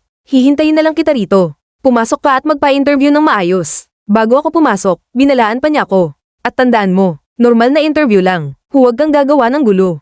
Inspectorate ito, hindi pabrika ng pamilya Feng. Napangiti lang ako. Mukha ba akong mahilig manggulo? Mabuting mamamayan lang ako na naghahanap ng trabaho. Pagpasok ko sa loob ng inspectorate, isang lalaki ang sumalubong sa akin. Magandang araw. Anong may tutulong ko? Nandito ako para mag-apply bilang psycholotomango ang lalaki. Tama ka. Inspectorate ito. Ako nga pala si Yang Ming. May emergency lang sa front desk kaya ako muna ang pumapalit. Pagkakita niya sa application ko, bigla siyang natuwa. Sa wakas, kanina pa ka namin hinihintay. Nagtaka ako. Bakit? Anong ibig mong sabihin? Napabuntong hininga si Yang Ming. 3 psychologist na ang sunod-sunod na nag-resign. 2 buwan na kaming walang psychologist. Pagkatapos ay itinuro niya ang opisina. Doon ko nakita ang mga empleyadong isa-isang nagdadahilan. Masama ang pakiramdam ko. Kailangan kong magpatingin sa psychologist. Ako rin. Hindi ako makakapagtrabaho ngayon. Uuwi na lang ako. Depressed din ako. Napakamot na lang ako sa ulo. Ipinaliwanag ni Yang Ming. May isang empleyadong nagsimula sa ganyang palusot at kalaunan ginaya na ng lahat. Araw-araw na lang nilang dahilan ng depression para umiwas sa trabaho, pero tuloy pa rin ang sahod at mga benepisyo nila. Sinubukan na naming ayusin ang sitwasyon, pero wala talagang epekto. Pagkatapos ay seryoso niya akong tinanong. Kung gusto mo pang umatras, may oras ka pa. Umiling ako. Hindi. Itutuloy ko ang interview. Ngumiti si Yang Ming at isinama ako sa loob. Kung maayos ang mga dokumento mo, maaari kang magsimula agad ngayong araw. Pagdating namin sa opisina, malakas niyang sinabi. Lahat, makinig. Ipapakilala ko ang bago nating psychologist, si Sujang. Napalingon ng lahat. Ano, may bago na namang psychologist. Ngumiti lang ako sa sarili ko. Hintayin nyo, hindi na ako ang dating Sujang. Pagkatapos maayos ang mga papeles, sinabi ni Yang Ming. Ah, oo nga pala. May isang patakaran si Director Zing. Lahat ng bagong empleyado ay kailangang pumunta sa opisina niya at sagutin ang iisang tanong. Napakunot ang noo ko. Anong klaseng tanong? Huwag kang mag-alala. Hindi naman makakaapekto sa pagpasok mo sa trabaho. Kung ganun, bakit pa niya ginagawa? Walang nakakaalam. Baka gusto lang niyang makita ang mga bagong empleyado o baka talagang importante sa kanya ang sagot. Maya-maya, iniabot niya sa akin ang kontrata. Narito ang kontrata. 8,600 piso ang buwan ng sahod pagkatapos ng buwis, kasama ang insurance at housing fund. Tingnan mo kung may problema. Mabilis ko yung binasa. Wala naman. Magaling. Simula ngayon, magkasama na tayong magtatrabaho. Halika, ihahatid na kita kay Director Zing. Pagdating sa opisina, kumatok si Yang Ming. Director Zing, narito na po ang bagong empleyado. Papasukin mo siya. Pagpasok ko, magalang akong nagpakilala. Magandang araw po. Ako si Sujang, ang bagong psychologist. Ngunit bago pa ako makapagsalita muli, malamig na boses agad ang sumalubong sa akin. Sujang, kagabi, ikaw at ang financial advisor ng pamilya An ang nagpasabog sa pabrika ng armas ng pamilya Feng sa kanlurang bahagi ng Jiangdo at isinisi ninyo ito sa pamilya Lin. Natigilan ako, mukhang mali ang pagkakababa namin sa inspectorate. Hindi lang pala si Director Zing ang dapat katakutan. Diretso akong nagsalita, naparito ako para hilingin ang tulong ng inspectorate laban sa pamilya Feng. Tulungan namin kayo. Bakit? Dahil mas mababawasan ng oras, pinsala, at mga taong masasaktan. Ngumiti ng bahagya si Director Zing. Iyan nga ang tungkulin ng inspectorate, pigilan ng mga malalaking pamilya na abusuhin ng kapangyarihan at protektahan ng mga ordinaryong tao. Saglit siyang tumingin sa labas bago muling nagsalita. Pero nakita mo naman ang kalagayan ng inspectorate. Sa tingin mo, may natitira pa ba sa kanila ang pakiramdam ng responsibilidad? Tingin mo ba, handa silang makipaglaban sa mga makapangyarihang pamilya dahil lang sa tungkulin? Pagkatapos ay malamig niyang sinabi, umuwi ka na, Sujang. Dahil sa maayos na relasyon ng pamilyaan sa inspectorate, palalampasin kita. Ngunit ngumiti lang ako, Director Zing, paano kung may paraan akong baguhin ang kasalukuyang sitwasyon ng inspectorate? Tamang pansamantala lang yan, hindi nito masosolusyonan ang ugat ng problema. Kahit ganun, mas mabuti nang may gawin kaysa wala. Napatingin siya sa akin, sige, ano ang plano mo? Pag-aawayin natin sila mula sa loob. Kapag nagkagulo sila, magkakaroon ng pagkakataong baguhin ang buong inspectorate. Tahimik siyang nakinig bago umiling. Hindi, nakikita kong may panganib ang plano, pero kaya nitong baguhin ang inspectorate sa maikling panahon. Bakit ayaw ninyo? Dahil kahit magtagumpay ka, anong susunod? May babalik ang inspectorate sa dati, matutulungan ng pamilyaan laban sa pamilya Feng, pero pagkatapos noon. Huminga siya ng malalim, hindi mo pa rin alam kung ano talaga ang gusto ko. At hanggat hindi mo yun nauunawaan, hindi mo ako makukumbinsi. Pagkatapos ay tumingin ako sa kanya at sinabi, nabalitaan kong lahat ng bagong empleyado ay tinatanong ninyo ng iisang tanong. Tama, sagot ni Director Zing, at gusto kong marinig ang magiging sagot mo. Ngumiti lang ako at sinabing, napakasimple ng tanong na yan. Kung balang araw magkaroon ka ng kapangyarihang pigilan ng lahat ng kaguluhan sa mundo, ano ang gagawin mo? Napaisip ako sandali bago sumagot. Kapag dumating ang araw na iyon, mamumuhay lang ako ng normal. Kakain, matutulog, papasok sa paaralan sa umaga, at sa gabi, mamamasyal kasama ang taong mahal ko habang pinapanood ang buwan. Nagulat si Director Zing. Bakit? Dahan-dahan akong ngumiti, dahil kahit mapigilan ko ang lahat ng digmaan at alitan, hindi ko naman mabubur ang kasakiman at pagiging makasarili ng tao. Tahimik siyang tumingin sa akin. Kapag mas malaki ang kapangyarihan, mas mabigat ang responsibilidad. Umiling ako. Pwede mong gamitin ang paniniwalang yan para pigilan ang sarili mo, pero huwag mo akong piliting mamuhay ayon doon. Bigla niya akong itinuro sa pinto. Lumabas ka. Paglabas ko ng opisina, nagtaka si Likay. Ang bilis mo namang lumabas. Anong nangyari? Umiling lang ako. Mukhang hindi mo na matutuloy ang plano natin sa inspectorate. Ipinaliwanag ko ang lahat ng nangyari. Pagkarinig ni Likay sa pangalang Director Zing, agad siyang napaisip. Hindi Director Zing ang alam kong namumuno sa inspectorate. Dalawa lang ang posibilidad, maaaring bagong lipat siya, o matagal na siyang narito pero sadyang inililihim ang pagkakakilanlan niya. Kung ganun, mas lalong delikado ang taong iyon. Napagkasunduan nilang isang tabi muna ang usapin. Samantala, naiwan si Director Zing kasama si Yang Ming. Director, ngayon lang tayo nagkaroon ng psychologist. Bakit niyo pa siya pinalis? Tahimik na sumagot si Director Zing. Obserbahan niyo muna si Sujang. Kagabi lang, siya ang nagpasabog sa pabrika ng pamilya Feng. Ordinaryong estudyante lang ba talaga siya? Pagkatapos ay tinanong niya si Yang Ming. Naaalala mo ba ang tanong ko noon? Sinabi kong kung kaya kong pigilan ang lahat ng kaguluhan sa mundo, gagawin ko iyon para magkaroon ng tunay na kapayapaan. Kaya kita pinili, pero sinabi ni Sujang na hanggat may kasakiman at pagiging makasarili ang tao, hinding-hindi magiging mapayapa ang mundo. Sumagot si Yang Ming. Maaaring tama siya, pero kailangan pa rin may mga taong handang lumaban para sa kapayapaan. Ngumiti si Director Zing, at kung mamatay man ako sa landas na iyon, wala akong pagsisisihan. Habang namamasyal sina Sujang at Anro sa parke, biglang tumawag si Director Zing. Sujang, bumalik ka sandali. Pumayag na ako sa plano mo. Hindi ka ba natatakot? Baka maubos ang mga tauhan niyo sa inspectorate. Kung mawala sila, edi mawala. Wala namang silbi ang mga yun. Sige, babalik ako. Pagkababa ng tawag, napansin ni Anro na nag-squat si Sujang. Anong ginagawa mo? May emergency. Kailangan kong bumalik agad. Sige, babuhitan na lang kita para mas mabilis. Habang naglalakad sila, naamoy ni Sujang ang kabangohan ni Anro, kaya di niya maiwas mapisil ang hita nito, kaya sumigaw na lang ito ng, Hoy, ibaba mo nga ako. Ngunit imbes na ibaba siya, mas hinigpitan pa ni Anro ang buhat sa kanya habang nagmamadaling umalis. Pagkarating nila sa mansyon ng pamilya An, agad niyang tinawag si Likay.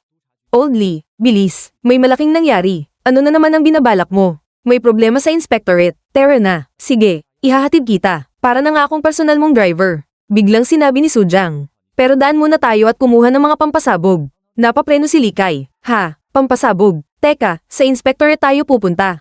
Huwag mong sabihing balak mong pasabugin ang inspectorate. Napailing si Sujang. Ano ka ba? Isa akong huwarang mamamayan. Bakit ko naman papasabugin ang inspectorate? Hindi pa rin kumbinsido si Likay. Hindi kita ihahatid hanggat hindi mo ipinapaliwanag ang plano mo. Dahil wala na siyang magawa, isiniwalat ni Sujang ang napag-usapan nila ni Director Zing. Pumayag na si Director Zing. Kaunting pagsabog lang ang kailangan para sa plano. Pagdating nila sa inspectorate, agad siyang nagutos. Old Lee, ikabit mo ang mga pampasabog sa tagong lugar. Kaunti lang ang gamitin. Gusto ko lang ang epekto ng pagsabog. Kapag nasobrahan, siguradong magagalit si Director Zing. Paglabas ni Likay sa opisina, hindi pa rin ito makapaniwala sa mga nangyayari at napasabi na lang ito sa kanyang sarili. Hindi ko na malayang mula sa pagiging driver niya, naging taong lubos na rin ang tiwala sa kanya. Sa loob ng opisina, tinanong ni Sujang si Director Zeng kung bakit ito pumayag. Simple lang ang pangarap ko, gawing lugar na walang kaguluhan ng Jiangdo. Kung ganun, bakit ka nakikipagtulungan sa pamilyaan? Dahil para sa akin, hindi sila ang tunay na problema. Kailangan mo nang mawala ang mga pamilya Feng at Lin. Iyan ang pundasyon ng kasunduan natin. Bago umalis, iniabot ni Director ang lahat ng impormasyon tungkol sa mga tauhan ng inspectorate. Simula bukas, opisyal na akong miyembro ng inspectorate. Old Lee, nakasalalay rito ang kinabukasan ng pamilyaan. Ikaw lang ang mapagkakatiwalaan kung tumulong. Ano ang kailangan mong ipagawa? Iniabot ni Sujang ang isang folder. Narito ang listahan ng lahat ng tauhan ng inspectorate, at saka isa pang makapal na sobra. At ito ang mga sulat na pananakot na isinulat ko. Nagulat si Likay. Ikaw ang nagsulat nito. Gusto mong ipamahagi ko lahat ngayong gabi. Tumango si Sujang. Siguraduhin mong mababasa nila agad pagmulat nila bukas. Paano ko naman ipapasok sa bahay ng bawat isa? Bahala ka na. Kahit gawing eroplanong papel at ipasok mo sa bintana. Bahala ka dyan. Napabuntong hininga si Sujang. Hindi ako pwedeng sumama. May trabaho ako bukas bilang psychologist ng inspectorate. Kapag nahuli ako, mababawasan pa ang sahod ko. Tumutol si Likay. Hindi. Sasama ka sa akin mamigay ng mga sulat. Estudyante ako. Hindi bagay na ako ang namimigay ng mga sulat na pananakot. Napailing si Likay. Ngayon mo lang naalala na estudyante ka. Sa huli, si Likay na lang ang umalis upang ipamahagi ang mga sulat, habang si Sujang ay naiwan sa gilid ng kalsada. Maya-maya, tumawag si Anru. Nasaan ka? Si Sandoon nakita. Huwag na, nakakahiya. Hintayin mo lang. Papuntahin ko na sila. Ilang sandali pa, dumating din si Likay. Napansin ni Sujang ang maitim nitong eyebags. Old Lee, hindi ka ba nakatulog? Kasalanan mo yan. Pagkatapos ay iniabot ni Sujang ang remote detonator. Ito na ang gagamitin natin sa operasyon. Kapag binigyan kita ng senadoryas, ikaw ang magpapasabog mula sa labas. Nakasiguro ka bang walang masasaktan? Oo, kaunti lang ang pampasabog. Pang-ingay lang iyon at nasa bakanteng bodega pa. Tumango si Likay. Kung ganun, anong ipapangalan natin sa operasyon? Napangiti si Sujang. Ngayong October 23, tatawagin natin itong Operation 123 Bomb. Pagdating niya sa inspectorate, sinalubong siya ni Yang Ming. Sinabi na sa akin ni Director Zing ang lahat. Makakaasa kang buong suporta ang ibibigay ko. Nasuri ko na rin ang lugar kung saan itinago mo ang mga pampasabog. Walang lalapit doon. Napaisip si Sujang. Mukhang malaki talaga ang tiwala ni Director Zing sa taong ito. Pagkatapos ng maikling usapan, dumiretso na siya sa opisina para sa una niyang araw bilang psychologist. Humarap siya sa lahat ng empleyado at nagpakilala. Magandang araw sa inyong lahat. Ako si Sujang. Simula ngayon, ako na ang bagong psychologist ng inspectorate. Narinig kong seryoso raw ang kalagayan ng mental health ninyo. Kaya simula ngayong umaga, isa-isa ko kayong kakausapin sa aking opisina. Hihintayin ko kayo roon. Samantala, lihim na sinabi ng tauhan ni Director Zing. Kapag pinindot mo ang button na ito, maririnig ng buong inspectorate ang sasabihin mo. Huwag kang mag-alala, hindi matutunton ng mikroponong ito. Ayos, naiintindihan ko. Pagkaupo sa opisina, napangiti si Sujang. Komportable ang upuang ito. Baka may uwi ko pa mamaya. Ngunit nagtataka si Yang Ming. Seryoso ka bang gagamutin sila? Alam mo namang wala naman talaga silang sakit sa pag-iisip. Kalmadong sumagot si Sujang. Psychologist ako. Trabaho kong gamutin ang mga pasyente. Pagkatapos ay binalingan niya si Yang Ming. Mas problema pa nga ang ugali mo sa trabaho. Hinahayaan mong magkunwaring may sakit ang mga kasamahan mo. Bilang psychologist, sobrang nadidismaya ako sa'yo. Natigilan si Yang Ming. Ako, may problema sa work attitude. Samantala, nagbubulungan ng ibang empleyado. Anong nangyari kay Yang Ming? Ngayon lang natin siyang nakita na napaikan. Mukhang hindi ordinaryo ang batang psychologist na yan. Maya-maya, nagsalita ang isa sa kanila. Sige, ako na ang unang papasok. Plano nilang huwag guluhin si Sujang hanggat nananatili itong tahimik. Pero kapag sumobra raw ito, Kung pipilitin niyang manggulo, wala akong choice kundi takutin ang batang yun. Kasabay nito, nakikipag-ugnayan naman si Sujang sa radyo. Old Lee, kakasabi ko lang sa'yo. Nasa operasyon tayo, kaya codename lang ang gamitin mo. Paano kung may makarinig sa totoong pangalan ko? Mukhang seryosong operasyon, pero ang mga codename nila ay sobrang katawa-tawa. Hari ng inihaw na pansit. Sumagot ka. Agad namang tumugon ng kasama niya. Lorwang baril na gwapo, handa na ang lahat. Kapag nagbigay ka ng signal, magpapaputok muna ako para manakot, tapos pasasabugin ko ang mga pampasabog. Napangiti lang si Sujang. Ayos, hintayin mo na lang ang signal ko. Pagkapasok niya sa opisina, isang lalaki ang naghihintay sa kanya. Dr. Su, ako po si Luzang. Hindi man lang ito kumatok kaya agad siyang sinita ni Sujang. Hindi ka ba marunong kumatok bago pumasok? Pagkatapos ay sinimulan niya agad ang konsultasyon. Sabihin mo, anong problema mo? Napayuko si Luzang. Dok, matagal na akong depressed. Tahimik na nakinig si Sujang. Ano ang nararamdaman mo? Tuwing pumapasok ako sa trabaho, nawawalan ako ng gana. Kapag umuupo ako sa mesa ko, parang gusto ko na lang mamatay. Sandaling nag-isip si Sujang bago seryosong nagsalita. Ibig sabihin, trabaho ang dahilan ng depresyon mo. Oo, tumango si Sujang na parang nakuha na niya ang solusyon. Kung ganun, napakadali ng gamutan. Huminto siya sandali bago ibinagsak ang pinakawalang hiya niyang race eta. Mag-resign ka, natulala si Luzang. Ha, Dok, bakit resignation ang solusyon? Pero seryoso si Sujang. Kung trabaho ang nagpapadepress sa'yo, alisin natin ang trabaho. Pumunta ka kay Yang Ming at ay proseso mo ang resignation mo. Halos mapatalon si Luzang sa gulat. Hindi yun ang ibig kong sabihin. Kailangan ko lang ng ilang araw na leave. Pero hindi nagpabago ng isip si Sujang. Hindi, malubha na ang kondisyon mo. Kailangan mong mag-resign ngayon din. Unti-unting uminit ang ulo ni Luzang. Alam ko ang sarili kong kondisyon. Pero kalmado lang ang doktor. Ikaw ba ang doktor, o ako? Lalong nainis si Luzang at nagbanta pa. Kung hindi mo isusulat ng maayos ang medical record ko, sisiguraduhin kung magiging impyerno ang buhay mo rito sa inspectorate. Napakamot na lang si Sujang habang nakatingin dito. Mukhang mas malala pa ang sakit niya kaysa sa inaakala ko. At eksakto namang sa sandaling iyon. Taas ang kamay, huwag gagalaw, bang. Umalingongaw ang putok ng baril sa buong gusali. Napahawak si Luzang sa hita niya habang napasigaw. Arg, sinong bumaril sa akin? Pagkatapos ay agad niyang itinuro si Sujang. Inagaw niya ang baril ko. Siya ang bumaril sa akin. Napabuntong hininga si Sujang. Grabe ka, dahil lang pinayuhan kitang mag-resign, sinaktan mo pa ang sarili mo para isabit ako. Hindi nagtagal, dumating si Yang Ming para imbestigahan ang nangyari. Matapos suriin ang sugat, napansin niya agad ang isang kakaibang detalye. Imposible ang sinasabi mo. Ipinaliwanag niyang ang sugat ay gawa ng baril na halos nakadikit sa hita.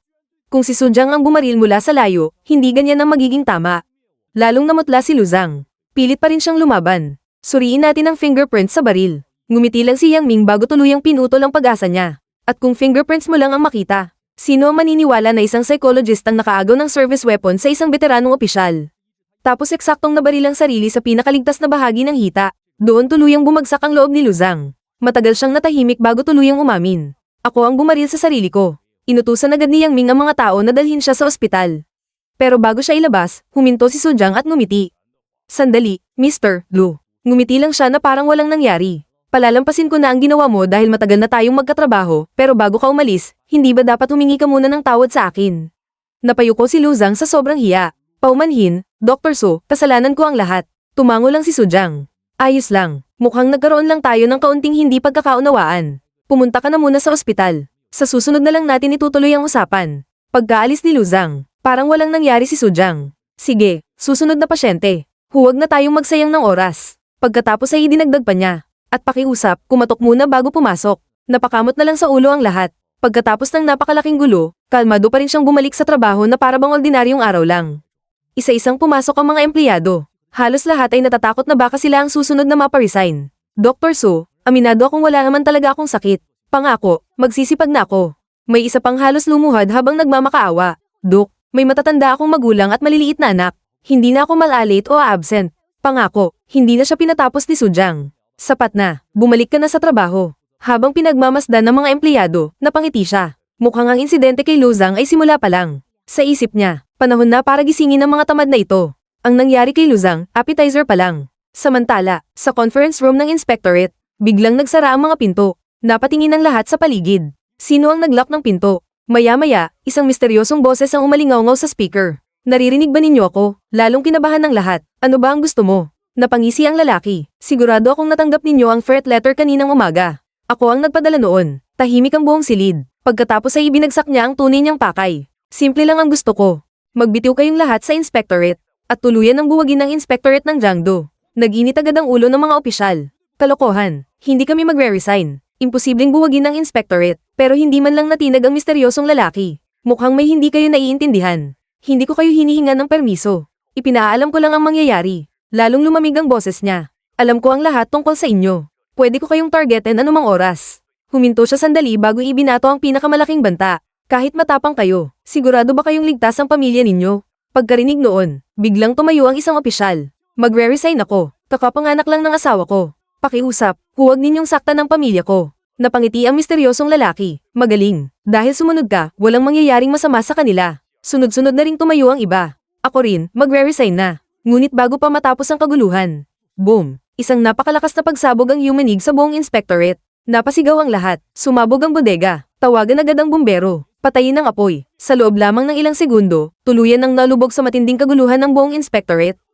Matapos ang malakas na pagsabog, mabilis na kumalat ang apoy sa loob ng inspectorate. Galit na galit ang mga opisyal. Grabe na talaga ang mga makapangyarihang pamilyang yan. Wala na silang kinikilalang batas. Pero hindi lahat ay matapang. May isang empleyado ang tuluyan nang nawalan ng lakas ng loob. Ayoko na. Bata pa ako. Ayokong mamatay. Delikado ang inspectorate na to. Nagre-resign na ako. Nainis si Sujang sa narinig. Ano bang nangyayari rito? Imbes na harapin ninyo ang problema. Lalo pa kayong nagkakagulo. May isang opisyal lang agad sumagot. Dr. Su, pakalmayin niyo po ang sarili ninyo. Kaya naming ayusin ito. Pero hindi nagpigil si Sujang. Ayusin. Binastos na kayo ng mga malalaking pamilya. Pinasabugan pa ang mismong inspectorate. Tapos sasabihin ninyong kaya ninyong ayusin. Narinig ko ang lahat sa loob ng opisina. Nagulat lang kami sa nangyari, paliwanag ng isang opisyal. Pero huhulihin din namin ang mga gumawa nito. Samantala, palayo na ang mastermind ng buong kaguluhan habang nakangising tumatakbo. Huhulihin niyo ako. Napahalakhak siya. Managinip muna kayo. Maya-maya, napabuntong hininga siya. Ba't ba kasi ang layo ng panarkinggan ng sasakyan? Nakakapagod ding magkunwaring takot habang tumatakbo. Napailing ang kasama niya. Hindi ka naman mukhang pagod. Mukha ka pang nag-e-enjoy. Ngumiti lang siya. Mas mabuti nang maingat. Kahit walang CCTV rito, ayokong may maiwang ebidensya. Pagkatapos ay tumingin siya pabalik sa inspectorate. Tapos na ang parte ko. Ang mangyayari mula rito, nasa kamay na ni Yang Ming. Kung ilan ang mananatili sa inspectorate, nakadepende na sa kanya. Sa loob naman ng gusali, nagtipon ng lahat ng natitirang miyembro ng inspectorate. Punong-puno ng galit ang mukha ni Yang Ming. Hanggang saan na ba tayo? Pinasabog na nila ang inspectorate. Hindi ba sapat na provocation yan? Unti-unti niyang nilaibat ng tingin ng buong silid. Pinuntahan na nila ang mga bahay ninyo. Binyantaan ang mga pamilya ninyo. Nalagay sa panganib ang buhay ng mga tao. Huminto siya sandali bago sumigaw. At ang nagagawa lang ninyo, datang magmura at magreklamo. Tahimik ang buong bulwagan. Mas lalong lumalim ang boses ni Yang Ming. Noong una, plano lang namin ni Sujang na gumawa ng palabas para gisingin ang fighting spirit ninyo. Pero ngayon, umiling siya. Hindi na kami umaarte. Dahil totoong nadismaya kami sa inyong lahat. May inspectorate ba sa buong bansa na hinahamak ng ganito? Pero hindi man lang lumalaban. Bigla siyang sumigaw. Sagutin ninyo ako. Kanina ang iindi nyo. Bakit ngayon, wala ni isa ang makapagsalita? Tahimik na yumuko ang lahat. Pagkatapos ay sinabi niya, 70 kayo rito. Pero kalahati sa inyo, isang banta lang ang narinig, sumuko na agad. Napabuntong hininga siya. Hindi ko kayo masisisi. Lahat tayo may pamilyang gustong protektahan. Pero tanungin ninyo ang sarili ninyo. Pamilya lang ba talaga ang dahilan? O matagal na kayong nawalan ng tapang? Sa wakas, isang opisyal ang umakbang pasulong. Yang Ming, hindi kami sumusuko. Pansamantala lang kaming umatras. Ako, si Shu Yuan, hahabulin ko ang salarin hanggang sa dulo. Tumango si Yang Ming, pero seryoso pa rin ang mukha. Inspektor tayo. Trabaho nating habulin ng mga kriminal. Hindi ang yumuko sa mismong mga iniimbestigahan natin. Director Zing, habang tumatanda ang isang tao, unti-unting kinakain ng realidad ang tapang niya. Hindi habang buhay ay idealistic ang isang tao. Ngunit umiling lang si Director Zing. Alam mo ba kung bakit simula nang dumating ako rito, hindi ko kayo pinakikialaman? Napatingin sa kanya ang lahat. Dahil sa unang araw pa lang na nakita ko kayo, hindi ko kayo maituturing na tunay na mga opisyal ng inspectorate. Lalong natahimik ang buong silid. Nagtrabaho na ako sa Beijing Inspectorate at nakapaglibot na rin ako sa iba't ibang sangay. Kaya alam ko ang pagkakaiba ng tunay na inspectorate at ng kinatatayuan ninyo ngayon. Matigas ang tingin niya sa lahat. Akala ninyo, kakaiba na ang mga sniper, pambobomba, at pagbabanta. Kung natatakot kayo sa ganyang klaseng kalaban, huminto siya sandali, mas mabuti pang umalis na kayo sa inspectorate. Dahil hindi ito lugar para sa mga duwag. Walang kahit isang taong nakapagsalita. Nagpatuloy si Director Zing. Wala akong pakialam kung ano ang pinagdaanan ninyo o kung bakit kayo naging ganito. Pero tandaan ninyo ito, lahat ng taong narito pa rin bukas. Handa kong sanayin at gawing pinakamatatalas na espada ng Jiangdo. Nagningning ang mga mata ng ilang opisyal. Pagkatapos ay idinagdag niya ang huling kondisyon. Pero ang sino mang hindi na bumalik bukas, ituturing kong nagbitiw na sa tungkulin. Bawat isa ay makakatanggap ng 50,000 yuan bilang separation pay. Pagkasabi noon ay tumalikod na siya. Hanggang dito na lang ang sasabihin ko. Pag-isipan ninyong mabuti ang magiging desisyon ninyo. Pagkapasok nila sa loob ng opisina, Director, sa tingin ninyo, may mananatili pa ba? Hindi man lang siya lumingon. Hindi ko alam. At wala na ring halaga kung ilan ang matitira. Pagkatapos ay seryoso niyang tiningnan si Yang Ming. Ito ang landas na pinili natin. Kaya ay pangako mo sa akin. Kahit ikaw na lang ang huling matira sa inspectorate, ipagpapatuloy mo pa rin ang laban. Walang pag-aalinlangang tumango si Yang Ming. Ipinapangako ko, kahit mag-isa na lang ako, hindi ako uurong. Samantala, nagsimula nang mag-alala si Lin Hui. 2 araw nang walang balita si Wu Chengren, ang tauhang lihim niyang ipinadala para bantayan si Anru. Napakunot ang noo niya. 2 araw nang hindi nagpaparamdam si Wu Chengren, pakiramdam ko may nangyari na sa kanya. Agad siyang nag-isip ng mga posibleng salarin. Hindi maaaring pamilya Feng ang may gawa. Wala silang dahilan para galawin si Wu Chengren. Maya-maya, bigla siyang may naalala. Sandali, si Wu Chengren ang inutusan kong bantayan si Anru. Kung ganun, malamang si An Mingjia ang nakadiskubre sa kanya. Lalong bumigat ang ekspresyon ni Lin Hui. Siguradong may pagkakamaling nagawa si Wu Chengren kaya nahalata ni An Mingjia ang misyon niya. Sa talas ng isip ni An Mingjia, hindi mahirap hulaan na ako ang nasa likod ng lahat. Napakuyom siya ng kamao. Kung buhay pa si Wu Chengren, malamang malubha na ang sinapit niya. Doon niya napagtanto ang mas malaking problema. Dahil sa insidenteng ito, nasira ang lahat ng plano ko. At malamang, ako na rin ang susunod na target ni An Mingjia. Napabuntong hininga siya. Noong ginamit ko si Anru, tuluyan kong naapakan ang linya ni An Mingjia. Hindi niya ako palalampasin. Tahimik siyang naglakad habang malalim ang iniisip. Delikado ang susunod kong hakbang. Pero wala na akong ibang pagpipilian. Kaysa hintayin kong kumilos si An Mingjia. Ako na ang unang gagalaw. Habang nagbibiruan sina Sujang at ang pasang si Fugi at si Anru, seryoso namang lumapit si An Mingjia. Ruru, tawagin mo si Nalikay at ang buong pamilyaan. May mahalaga akong sasabihin. Matapos mong pag-isipan ng mabuti, ano na ang plano mo? May isang napakahalagang bagay tayong hindi napansin. Kung nagawa ni Director Zing na makapasok at manatili sa Jiangdo nang hindi natin nalalaman, at napapansin din nating kakaiba ang mga galaw ng pamilya Feng nitong mga nakaraang araw. Pinaghihinalaan kong may lihim silang kakampi. Kung ganoon, kailangan na nating kumilos bago pa tuluyang mawalan ng kontrol ang sitwasyon. Ngayon agad? Oo, hindi na tayo pwedeng maghintay pa. Ikwento mo sa akin ng detalyado ang nangyari sa inspectorate. Iyon na ang kabuuan ng nangyari. Kung ilan ang mananatili sa inspectorate, bukas pa natin malalaman. Maaari mo bang tawagan si Director Zing ngayon? Oo, tawagan mo siya. Ako na ang kakausap. Hello, si An Mingjia ito. Anong kailangan mo? Gusto mong makipagtulungan sa pamilyaan, tama ba? Hindi pa pinalang usaping ito, kaya ngayon na tayo magpapasya kung magtutulungan ba tayo o hindi. Kahit ako, Brother An, hindi ko basta-basta kakausapin si Old Zing ng ganyan. Kung magtutulungan tayo, may kailangan muna akong kumpirmahin. Anong impormasyon yun? May nakipag-ugnayan bang kakaibang tao sa pamilya Feng nitong mga nakaraang araw? Bakit mo itinatanong? Hayaan mo na, sabihin mo na lang sa akin. Sandali, oo, ilang araw na ang nakalipas, may sumalakay sa bahay ng pamilya Feng at ilang gwardya ang napatay. Tinago ang balitang iyon. Kung hindi ko pa ito sinadyang imbestigahan, hindi ko rin malalaman. Sino ang sumalakay? Nalaman mo ba kung sino? Pamilya Wei mula sa kabisera. Si Wei Tian, ang ikalawang batang amo ng pamilya Wei, ang sumalakay sa pamilya Feng noong araw na iyon. Ang pamilya Wei, ang pinakamakapangyarihang pamilya sa kabisera. Tama, umabot na rin sa Jiangdo ang impluensya ng pamilya Wei. Director Zing, tutulungan ba ng pamilya Wei ang pamilya Feng? Hindi, napakaliit lang ng alitan ninyo para pakialaman ng buong pamilya Wei. Sa madaling salita, si Wei Tian lang ang tumutulong sa pamilya Feng. Sa tingin ko, sarili niyang desisyon iyon. Ibig sabihin, hindi rin kikilos si Wei Tian. Hindi, pero may isang babaeng kasama siya. Mag-ingat kayo, Blood Rose ang codename niya. Pang-15 siya sa listahan ng pinakamalalakas na mercenaryo. Kapag tinulungan niya ang pamilya Feng, siya ang pinakamalaking banta sa inyo. Director Zing, kritikal na ang sitwasyon. May hihilingin sana akong tulong sa inyo. Makakatulong din ito sa inspectorate. Gusto mong ako mismo, bilang direktor ng sangay ng inspectorate, ang pumayag na buksan ng pamilyaan ang labanan sa Lonely Island City. Brother Likay, ano ba ang Lonely Island City? Bakit parang naging seryoso ang lahat nang marinig ang pangalang iyon? Ang digmaan ng malalaking pamilya ay isang napakakomplikadong laban. Maraming paraan para manalo. Maaaring unti-unting agawin ang negosyo ng kalaban, pahinain ang kanilang ekonomiya, o tuluyang wasakin ito. Maaari ring patayin ang mahalagang tao ng kabilang panig. Kasama rin dito ang intelligence warfare, economic sanctions, at psychological warfare. Ang Lonely Island City ay isang abandonadong lungsod sa isang liblib na isla sa East China Sea.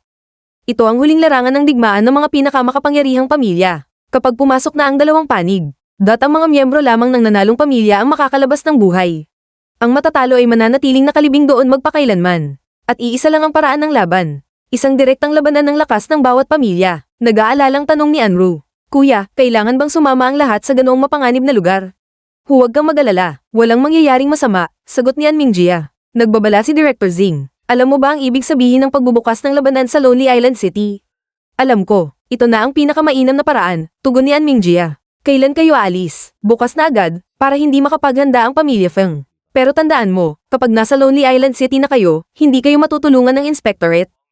Alam ko, sapat na ang tulong ninyo. Pagkababa ng tawag, sinabi ni Anmingjia kay Sujang. Hindi ka sasama, ikaw ang baalang magbantay kay Ruru. Gusto mang sumama ni Sujang, alam niyang magiging pabigat lang siya. Pagkatapos, hinarap ni Anmingjia ang buong pamilyaan. Bubuksan natin ang labanan sa Lonely Island City. Kung may ayaw sumama, umatras na ngayon. Ngunit walang umatras. Young Master An, hindi kailanman umatras ang pamilyaan. Kaya agad siyang nagutos. Ihanda ang lahat ng supply at armas ngayong gabi. Sa pagkakataong ito, dudurugin natin ang pamilya Feng. Bago umalis, muling lumapit si Sujang. Kuya, sasama ako kung kailangan ninyo. Umiling si Anmingjia. Kung matalo man kami, wala ring mababago. Ang hiling ko lang, alagaan mo si Ruru. Napailing si Sujang, napasabi na lang siya sa kanyang sarili. Mali ang iniisip mo. Hindi kita tutulungan para sa'yo, tutulungan ko ang sarili ko. Kapag bumagsak ang pamilyaan, tapos na rin ako. Kaya tigilan mo ang mukhang parang pupunta na kayo sa kamatayan. Lakasan mo ang loob mo. Sa isip ni Sujang. Kailangan kong bantayan ang sitwasyon. Kung hindi na kayanin ni Anmingjia, pupunta ako para tulungan siya. Pagkatapos ay ngumiti siya. Sige, mauna na kayo. Matutulog muna ako. Pagod na ako. Maya-maya, nagtanong si Anru. Sujang, sa tingin mo mananalo ang kuya ko? Buo ang kumpiyansang sagot niya. Mananalo siya. Mananalo tayong lahat. Sa isip niya, kapag natalo si Anmingjia, mawawala rin ako. At si Anru na lang ang maiiwang mag-isa. Hindi ko hahayaang mangyari iyon. Sujang, gusto kong tumulong, sabi ni Anru. Kahit hindi ako makasama sa labanan, pwede akong tumulong sa paghahanda ng mga supply. Sige, sasamahan kita. Kinabukasan, matapos may handa ng pamilyaan ang lahat ng kailangan para sa digmaan, dumating naman sa bahay ng pamilya Feng ang isang kinatawan ng Inspectorate. Ako si Yang Ming, second level inspector ng Jiangdo Inspectorate. May mahalaga akong ipapaalam sa inyo. Nagtaka si Feng Chengai kung bakit isang mataas na opisyal mismo ang bumisita. Ipinaliwanag ni Yang Ming, dahil hindi na maresolba ng Inspectorate ang alitan ng pamilya Feng at pamilya An, inaprubahan na ang kahilingan ni Anmingjia. Ngayong hapon, bubuksan ang labanan sa Lonely Island City. Nagulat ang buong pamilya Feng. Kalokohan, nakikipagsabuatan ba ang Inspectorate sa pamilya An? Ngunit malamig ang sagot ni Yang Ming. Ang Inspectorate ay walang kinakampihan. Lahat ng proseso ay legal at naaayon sa batas. Lalong nainis si Feng Chengai. Ngayong hapon agad, ilang oras lang ang ibinibigay ninyo para makapaghanda kami. Hindi na mababago ang schedule. Dagdag pa ni Yang Ming. Manggagaling sa timog ang pamilya Feng. Habang sa hilaga naman ng pamilyaan. Kapag nakadaong na ang dalawang panig, saka lamang magsisimula ang labanan. At kapag nagsimula na ito, wala nang sino man ang maaaring makialam. Nagbigay pa siya ng huling babala. Kapag hindi dumating ang pamilya Feng ngayong hapon, ituturing itong pagsuko, at lahat ng ari-arian ninyo ay mapupunta sa pamilyaan. Sa sobrang galit, bumunot ng baril si Feng Haoshuan at balak barilin si Yang Ming. Pero agad siyang pinigilan. Young Master Feng, huwag. Mga tauhan ng Inspectorate ang kaharap natin. Hindi nagtagal, dumating ang mga karagdagang tauhan ng Inspectorate bilang suporta. Napilitang umatras si Feng Chengai at agad na itinanggi ang ginawa ng anak. Mula ngayon, wala nang kaugnayan si Feng Haoshuan sa pamilya Feng. Sarili niyang pananagutan ang lahat ng ginawa niya. Nayanig si Feng Haoshuan. Ama, bakit? Ngunit malamig ang sagot ni Feng Chengai. Huwag mo na akong tawaging ama. Wala na tayong anumang relasyon. Napatunayan ni Feng Chengai kung bakit isa siyang veteranong pinuno. Sa isang simpleng pagyuko, agad niyang napatahimik ang lahat at nawala ang mga pagdududa ng mga tao. Sinabi ng Inspectorate, Patriarch Feng, kung ganoon, isasama na namin si Feng Haoshuan. Kalmadong sumagot si Feng Chengai. Sige, gawin ninyo ang nararapat ayon sa batas ng Inspectorate. Kung kailangan siyang parusahan, parusahan ninyo. Kung kailangan siyang patayin, gawin ninyo. Wala na siyang kinalaman sa akin o sa pamilya Feng.